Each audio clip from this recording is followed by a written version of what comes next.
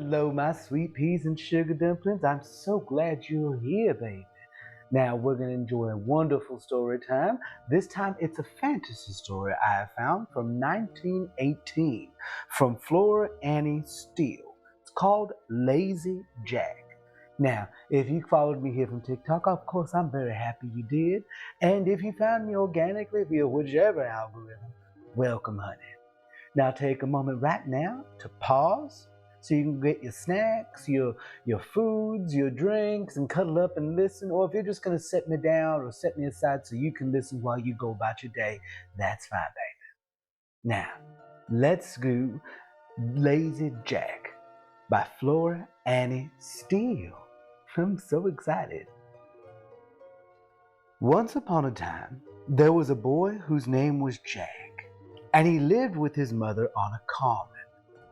They were very poor, and the old woman got her living by spinning.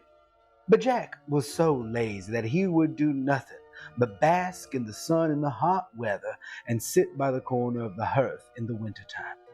So they called him Lazy Jack. His mother could not get him to do anything for her, and at last told him one Monday that if he did not begin to work for his porridge, she would turn him out to get his living as he could. She would then throw his behind out, as she should. This roused Jack, and he went out and hired himself for the next day to a neighboring farmer for a penny. But as he was coming home, never having had any money before, he lost it in passing over a brook.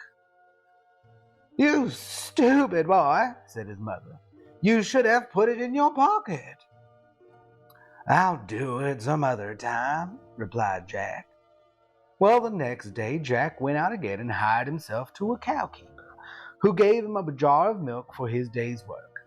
Jack took the jar and put it into the large pocket of his jacket, spilling it all long before he got home.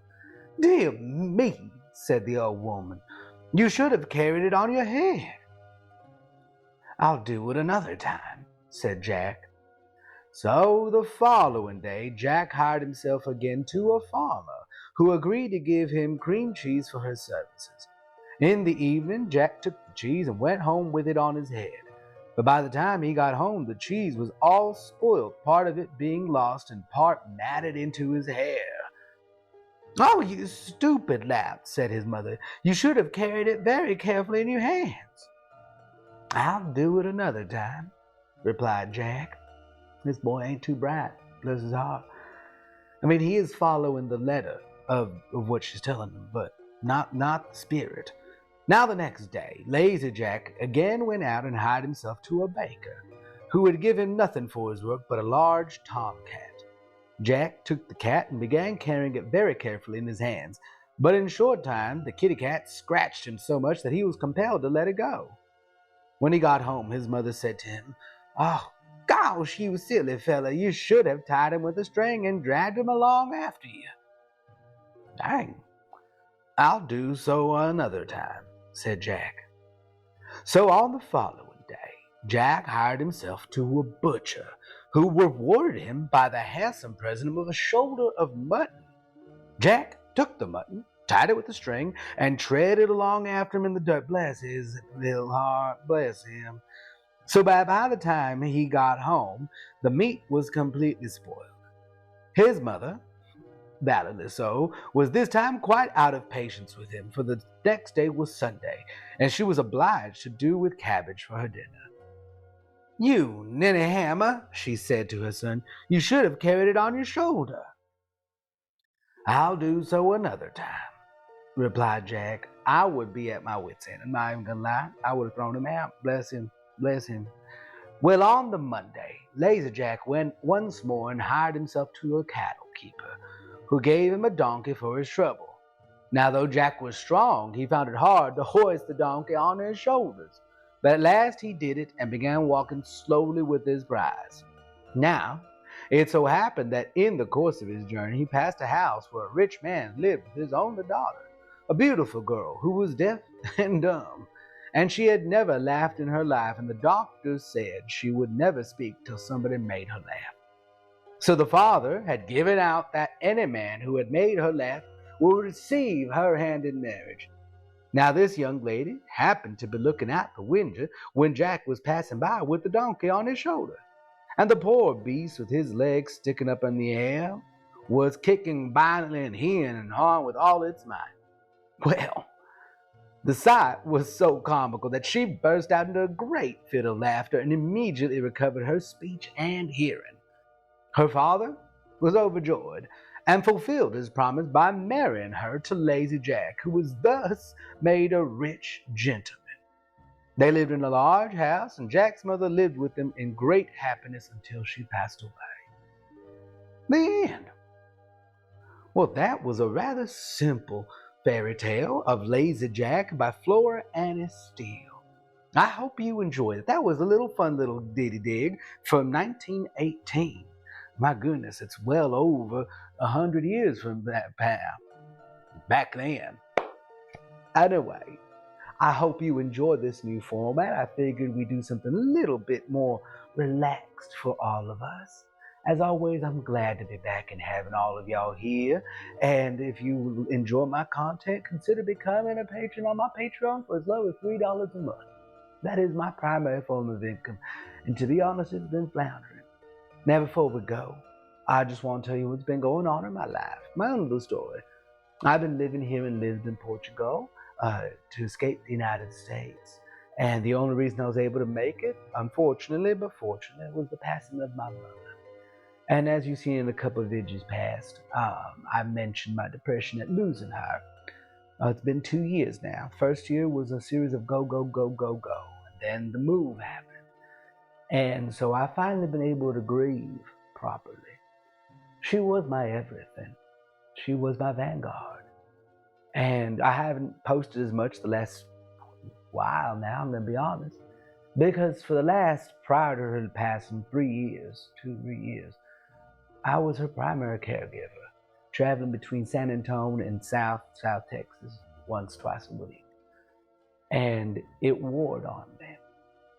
And I'm grateful for my patrons on Patreon who kept me afloat, because at the same time I had gotten big on all the socials, her health had started to decline. I took on that role. Unfortunately, my social media presence had to take a sidestep for caring for her. And it was a pleasure to do so.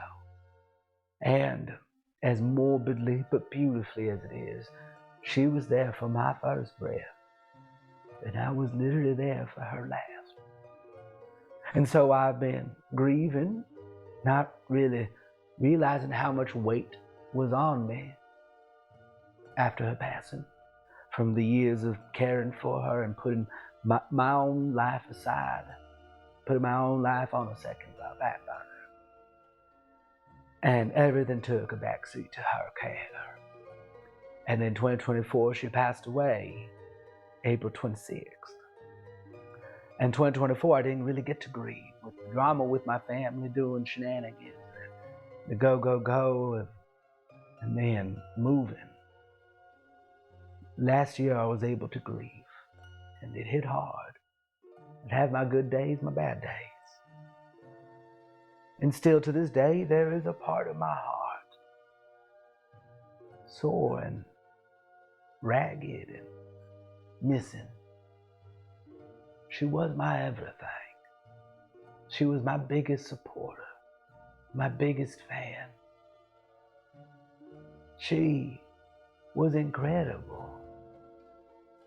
And in every lifetime, I would always choose to be her son. And so now that I'm doing better, I'm going to try my best to create more content, here especially. But again, a heartfelt thank you to all of my patrons on Patreon. Without y'all, I wouldn't have had a home. I wouldn't have had bills paid. Thank you so very much. And I know the numbers are down, but I'm going to commit to making more content again.